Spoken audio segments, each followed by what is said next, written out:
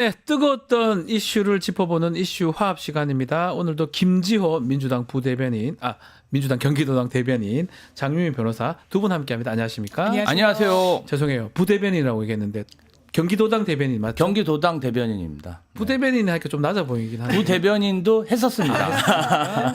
민주당의 부대변인, 또 경기도당의 지금 대변인 네. 맡고 있는 우리 김지호 우리 대변인.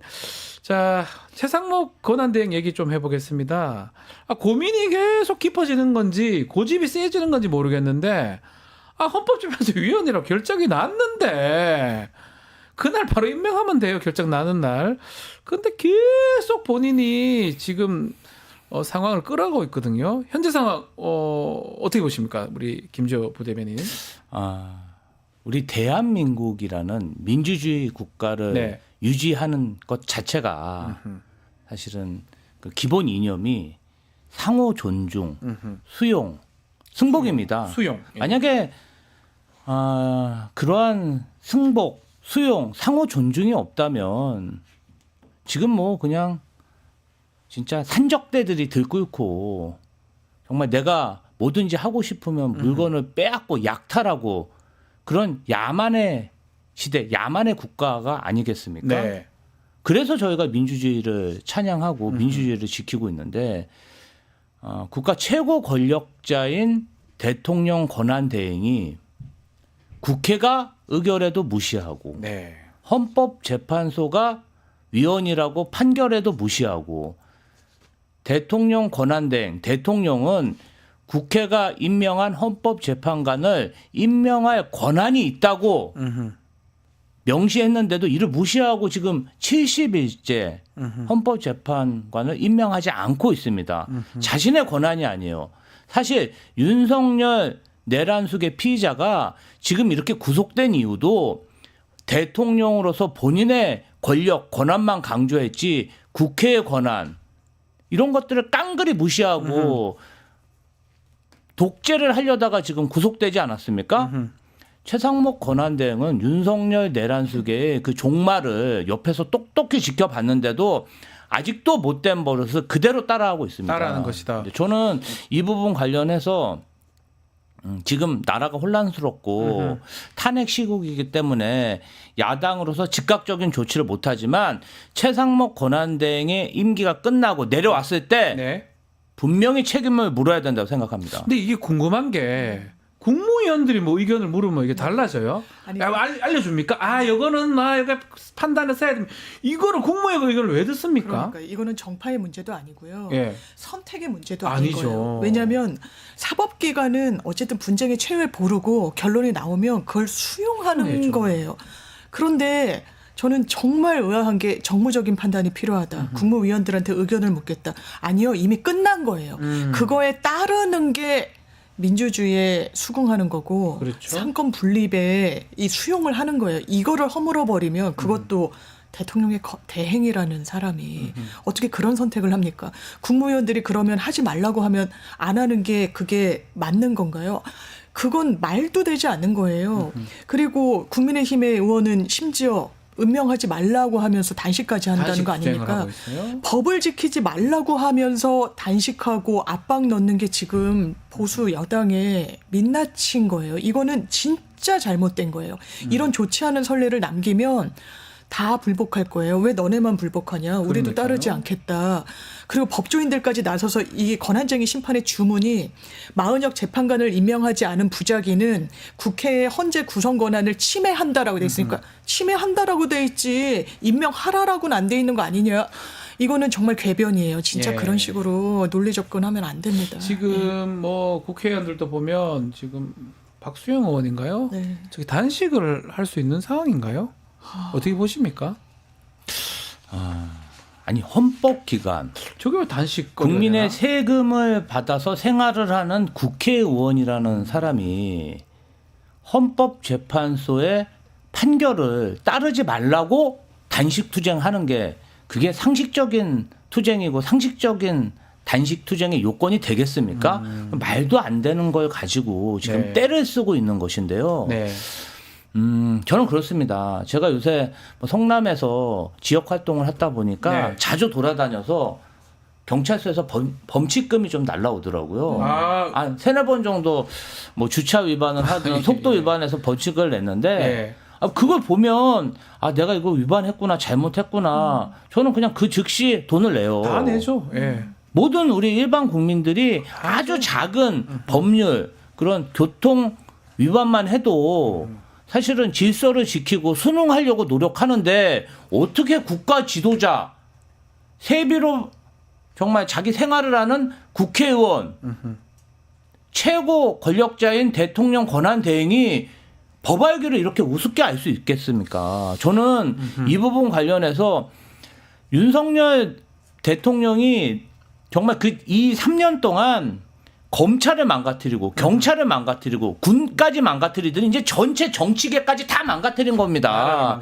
행정부 자체의 시스템을 예. 완전히 파탄시켜 버렸어요. 정말 회복시켜야 된다는 생각이 들고 이렇게 대한민국 국가 시스템을 망가뜨리는 정치인들, 위정자들 반드시 책임을 물어야 된다고 생각합니다. 하나만 더. 한덕수 총리가 혹시나 복귀할 수 있다. 이 얘기를 하거든요. 그러니까요. 이 사람한테 미룬다. 이런 얘기를 하는데 이건 어떻게 봐야 됩니까? 이게 하나의 좀 뭐랄까요, 빌미로 이야기를 하고 있는 것 같은데요. 그런 취지인 것 같더라고요. 들어보면 한덕수 총리가 업무에 복귀하게 되면, 네. 그러니까 탄핵이 인용되지 않고 기각이 되면 바로 복귀하게 되고 대통령 대행이 되는데, 기본적으로 헌법재판관에 대한 마지막 형식적인 임명권의 행사자는 대통령이다 보니까 내가 그것을 지금 당장 하는 것보다 지금 복귀 가능성이 좀 열려 있으니까 한덕수 총리한테 넘기는 게 맞지 않겠느냐라는 취지의 이야기를 하더라고요. 네. 그런데 그것은 시기의 문제도 아니고요. 어쨌든 해야 되는 거예요. 이건 완전히 의무사항인 그러니까요. 거고, 한덕수 총리한테 넘기는 게 정답도 아니고,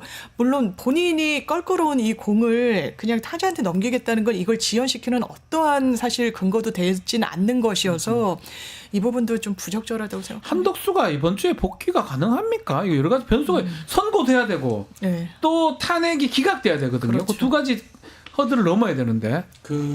국무총리 한덕수 예. 국무총리의 탄핵 관련 변론이 윤석열 대통령의 탄핵 변론보다 앞서서 종결됐었어요? 끝났기 때문에 예. 단순 논리로 예. 그럼 한덕수부터 탄핵 심판 결과를 내고 그 이후에 윤석열 내란숙의 피의자에 대한 결과를 내야 되지 않냐 이런 얘기를 하는데요. 다 저는 쓸데없는 이야기, 말 같지도 않은 이야기라고 생각합니다. 왜요? 아니 왜요? 헌법재판소에서 예. 지금 가장 중요한 탄핵 재판은 윤석열 내란숙의 피의자에 대한 것이다. 이미 천명을 했어요. 그렇죠. 그건 지금 당연한 대통령이 거 아니에요. 없어서 나라가 엉망진창이고 예. 모든 국민들이 새로운 리더십을 바라고 있고 지금 막 카드 사용량이 급감하고 경기 침체에 트럼프 시대 관세 전쟁까지 있는데 지금 새로운 리더십에 대한 그런 욕구가 국민적으로 분출되고 있는 시기 아닙니까? 대통령부터 지금 어떻게 해야 대한민국이라는 그 큰 국가가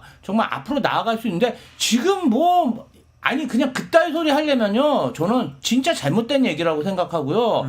그냥 마흔역 재판관을 임명하지 않으려는 꼼수라고 생각해요. 꼼수다. 이 얘기하고 저 얘기하고 다 갖다 붙이는 거다. 그냥 헌법재판소에서 판결이 났으면 그에 따르는 게 공직자의 책무입니다. 저는 정말 그렇게 저는 너무 답답하네요. 예, 지금 보면 한덕수도 어떻게 보면 이번 계엄 관련해서 본인이 탄핵이 그렇죠. 된 임명하지 거 않는 부분. 그 부분이잖아요. 근데 그 부분인데 이 사람이 먼저 선고할지, 아니 이 사람 먼저 선고할지, 아니면 윤석열을 먼저 선고할지. 예. 그리고 지금 말씀하신 대로 그걸 다 헌법재판소에서 결정할 부분 아니겠습니까? 그렇죠. 그런데 헌재는 네. 대통령 탄핵에 대한 문제를 최우선으로 하겠다라고 해서 아마 대통령 탄핵이 먼저 나올 것 같긴 하지만 그렇죠. 짚어주신 대로 먼저 이 변론 종결이 됐다 보니까 한덕수 총리에 대한 건이 먼저 나오기를 국민의힘 측에서는 상당히 기대를 하는데 바라고 있는 거겠죠. 근데 좀 우려되는 건 만약에 한덕수 총리가 복귀를 하면은 그거를 대단히 정치 공세로 가져갈 것 같다는 거예요. 왜냐하면 거기에서 탄핵에 이르게 된 경위 중에 하나는 헌법재판관을 임명하지 않겠다는 부분도 녹아져 있거든요. 네. 그러면 최상목 대행이 임명한 정계선 조한창 재판관 같은 경우에 이거 문제 있는 거 아니야라고까지 이게 논리와는 연결이 전혀 없습니다만 그럼에도 불구하고 이거 잘못됐다라고 하는 뭐랄까요 하나의 그 빌드업을 하기 위한 하나의 수순으로 갖다 붙이는 거 요새 잘하더라고요. 뭐 뭐라도 불 갖고 와가지고 막 예. 얘기하잖아요. 왜냐하면 너무 아. 이제 몰려서 그런 거예요. 대통령 탄핵이 아. 가시화되고 있으니까 예, 예, 예. 여러 말도 안 되는 법리적으로 맞지 않는 비논리적인 주장을 꺼내는데 아마 그런 빌미로 사용하려고 하는 게 아닌가 싶습니다. 자, 그래서 뭐 한덕수 복귀 얘기를 자꾸 하는 것 같은데 최소한 2, 3일 전에 판결 선고를 예고를 해야 되고요. 지금 수요일입니다. 그러면 오늘 정도 예고해야 금요일 날 선고가 되는데 아닌 것 같다는 생각이 들고요. 헌법재판소가 그렇게 뭐 할 이유도 별로 없어 보이고. 자, 그렇다면 이제 윤석열 탄핵 심판 선고는 언제 잡힐까요? 일단 많은 분들이 네. 뭐 이번 주 금요일이 아니냐 이렇게 예상했었는데 7일 날, 3월 네, 7일. 그날 뭐 평일을 한다고 해요. 네. 그래서 이번 주 금요일은 아닐 것 같고 13일 다음 주 13일 이전에 만약에 판결이 나게 되면은 예. 4월 달에 개최될 그 보궐선거가 이제 대선하고 같이 치러질 수 있답니다. 아, 그래서 좀 미뤄질 수 있겠죠, 5월로. 그러면 한 300억 정도 돈을 보궐선거 좀 예산을 아낄 수가 있다고 합니다. 그런 면에서 보면은 3월 13일 이전에 판결이 날 가능성도 있다. 그리고 3월 13일 이전에 판결 날 것 같으면 이제 뭐 지금 요새 뭐 텔레그램, 뭐 카카오톡, 메신저로 이렇게 퍼지는 내용은 3월 11일 정도에 11일. 헌법재판소에서 윤석열 내란수계 피의자에 대한 탄핵 재판 관련 판결을 내리지 않을까 그런 얘기들이 좀 세간에서 굉장히 화제가 되고 있습니다. 자, 뭐 평의를 지금 하고 네. 있다고 하거든요. 뭐 예. 평의를 재개하고 있다고 하는 거 보면 8분의 재판관들이 이제 앉아서 대화를 나누는 뭐 상황으로 봐야 될 것 네. 같은데 그러면 평의가 끝나면 날짜를 잡겠네요. 그렇죠. 평결을 평의가 하는 끝나면? 거죠. 평의가 끝나면 평결을 해서 하는 건데 여기를 뭐 취재한 분이나 아니면 뭐 관계자들한테 여쭤봤을 때 종합을 해보면 평의라고 해서 다 열어놓고 하면 시간이 정말 무한정으로 걸리니까 그렇죠. 탄핵 인용과 기각 두 가지 안을 일단 초안으로 판결문 형태로 넣고 아. 살을 붙이거나 아니면 이건 좀 논리에 대해서 이제 대화를 나누는 형식으로 한다고 하더라고요. 이미 근데 그 초안은 나와 있은지 좀 그렇죠. 됐고 그러면 거의 결론에 임박했는데 저는 이거는 이론의 여지는 없다고 봐요. 법조인이라면 그리고 정말 그 헌법과 본인의 양심에 따라 판결을 한다면 이건 너무 위헌 위법이 중대하다는 판단에 네. 이를 것이라고 보고 그 시간도 그렇게 길게 걸리지 않을 거라고 봅니다. 아까 말씀 주셨던 그 정치 스케줄상의 하나의 변수도 있기 때문에 한 300억 원의 그 세금이 저감되는 하나의 분수령이 되는 게 13일이 기점이라고 말씀 네. 주셨잖아요. 그래서 그런 판단도 헌재가 사실상 하지 않겠느냐라는 전망도 나오고 있어서 지금 뭐 7일, 14일 뭐 노무현 전 대통령이나 박근혜 전 대통령 다 금요일 날 선고가 있었다. 근데 이번 주는 조금 이른 것 같으니까 다음 주 금요일 정도 되지 않겠느냐라고 하지만 그러면 또 이 300억 원을 더 써야 되는 뭐 이런 부분도 있어서 저는 주 초에 하는 게 여러모로 맞다고 3월 생각합니다. 11일 그래서 3월 11일이 좀 예상이 되고 있고 그러려면 이번 주에 판결 선고기를 그렇죠. 잡겠죠. 네, 아마 네. 금요일이나 목요일에 내일이나 모레쯤에 선고기를 잡으면 3월 11일 날 선고하겠다라고. 근데 계속 저 물어봐요. 5대3 나온다. 뭐 이렇게 자꾸 뭐 이른바 지라시들도 돌기도 네, 하고 뭐 지들이 뭐 봤다는 식으로 뭐 헌법재판관 5명 3명이 밥을 따로 먹는다 뭐 이런 얘기도 지금 하고 있고 어떻게 보십니까? 극우 지지층의 바람을 돌리는 거라고 그런데 봐야 됩니까? 헌법재판관들도 대한민국 국민 아니겠습니까? 네. 지금 이 상태에서 윤석열 내란수계 피의자가 대통령으로 복귀하면 대한민국이 어떻게 되겠습니까? 저는 가장 먼저 사법부, 재판관 이분들의 신변 안정이 저는 보장이 안 될 거라고 생각합니다. 아하. 계엄 이후에 헌법재판 과정에서 보여준 그 윤석열 내란수계 그 태도, 그다음 그 주변의 측근들의 행태 이런 걸 보면요, 2차 계엄, 3차 계엄이 일어날 가능성이 매우 높고요. 저희 정말 진짜 여기 계신 그 박지훈 변호사님이나 장유미 변호사님도 제가 볼 때는 신변의 안정을 저는 뭐 정말 나쁜 짓 한 적이 없어요. 걱정해야 되지 않을까. 아니, 정말 나쁜 짓은 안 저는 했어요. 이런 상상 하기도 싫었는데요. 계엄 이후에 저희 자녀가 다니는 그 중학생들이 네. 그런 걱정을 하더라고요. 우리 학교 앞에도 장갑차가 오지 않을까? 아, 실제로 그런 아이들이, 걱정을 아이들이. 하더라고요. 그러니까 대한민국을 정말 야만의 국가, 독재 국가 이렇게 몰아붙이지 않을 거라고 저는 생각합니다. 그래서 헌법재판관들이 그래도 대한민국의 미래를 위해서 현명한 판단을 할 거라고 기대하고 있습니다. 약간 불안했던 게 결국 알고 보니까 아직 뭐 다 드러난 건 아니지만 이 내란 계엄의 시작이 명태균이었던 것 같다는 네. 얘기 하잖아요. 작년 9월 5일 날 이 자리에서 명태균 얘기를 계속적으로 반복해서 계속 연재를 했던, 그렇게 또 생각을 해보면 잡혀갔을 수도 있겠다는 생각도 조금 들면서 불안한 마음이 또 얼핏 드네요. 자, 뭐 8대0이, 그러니까 저도 마음만 생각을 해봐도 이거를 어떻게, 결국은 그 5가지 쟁점이 있지 않습니까? 계엄 요건 맞췄냐, 포고령은 어떠냐, 국회의 병력 침투, 선관위 침투, 국회의원 체포, 이 5가지 행위가 인정되느냐, 거기서 이게 중대해서 탄핵을 해야 되느냐, 요게 쟁점이거든요. 5가지는 뭐 인정될 거 당연히 보이는데, 유일하게 이거를 기각하려면 중대하지 않다, 탄핵할 정도는 아니다, 이렇게 갈 건데 이렇게 쓸 수 있는 재판관이 과연 있을까요? 저는 없을 거라고 보고, 예. 왜냐하면 주심이 정영식 재판관, 네. 국민의힘 추천 몫의 재판관이잖아요. 물어보는, 저희가 일반 재판을 할 때도 판사가 묻거나 확인하고자 하는 게 엄청 중요하다고 생각해서 네. 판사가 한마디만 해도 그거에 따라서 서면을 내고 막 이러는데, 맞습니다. 정영식 재판관이, 왜냐하면 재판부가 어떤 증인을 직권으로 불렀습니까? 단 한 명 있어요. 조성현 단장. 그 사람은 나 체포 지시를 명확하게 들었고 그걸 이행하는 그런 국면에 대해서 설명을 합니다. 정영식 재판관 보수 추천이잖아요. 네. 뭐라고 하냐. 12시 반부터 1시 사이에 그 명령을 구체적으로 들었던 게 맞느냐 재차 3차 확인을 해요. 이거는 완전히 중대한 위헌 위법 사안으로 볼 수밖에 없는 사실관계에 대해서 계속 확인을 하고자 했던 거거든요. 네. 저는 이건 한 단면이다. 예, 이렇게 생각합니다. 거의 뭐 저는 8대0이 나오지 않으면 안 되는 상황 아닌가. 그래서 마은혁 재판관을 굳이 그 전에 임명을 한다고 하더라도 그 일정을 좀 임명을 하면 또 미뤄야 되거든요. 늦어질 그 필요는 없을 것이다. 이렇게 보는데 그 부분 어떻게 보십니까?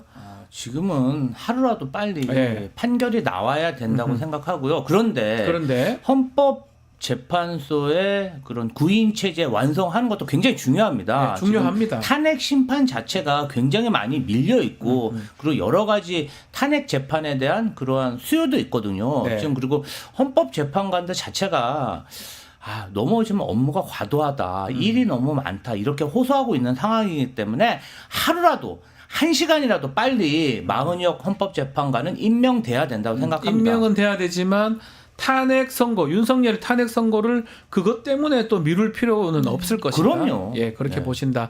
이제 이런 상황에서 가장 또 눈에 띄는 게 이게 과연 현직 국회의원 발언인지 좀 의심할 정도로 아주 놀랄 발언이 있어서 논란이 되고 있는데, 공수처, 선관위, 헌재를 때려 부셔야 한다. 때려 부셔야 한다. 국민의힘의 서천호 의원입니다. 이거 어떻게 우리 먼저 말씀 어떻게 보십니까? 이런 얘기를 할 수 있다고 봐야 됩니까? 저는 현직 국회의원이 네. 그런 발언을 했다는 자체가 너무 놀랍더라고요. 근데 이분의 좀 어떤 이력이나 신상을 보니까 더 놀라운 게 이분이 고위 경찰, 네. 고위 국정원 간부 출신이에요. 아하. 국정원 2차장도 하고 부산 경찰청장도 했더라고요. 예. 근데 이 사람이 과거에 보수 정권 시절에 공무원, 경찰로 재직하면서 불법 여론조상 댓글을 이렇게 조성하는 명령을 해가지고 23년도에 징역 6개월, 집행유예 1년이라는 그런 형까지 받은 사람이더라고요. 그럼 도저히 공직 후보자가 될 수 없는 자였는데 네. 사면을 받기 전에 24년 사면을 받기 전에 공천 신청을 합니다. 국민의힘에. 사면도 전에. 그래서 약속 사면이라는 얘기가 많아서 정말 거짓말같이 공천 신청을 하고 며칠 후에 사면이 됩니다. 사면도 받고. 그러니까 원래는 공직 후보자로 추천될 수 없는 자가 사면을 받고 국민의힘에 공천을 받아서 정말 국회의원까지 됐다. 그것도 굉장히 좋은 지역. 국민의힘에서 출마하면 양지. 누구나 다 사천. 당선될 수 있는 곳에서 혹시 김주호 우리 대변인이 국민의힘 가도 사천 당선됩니까?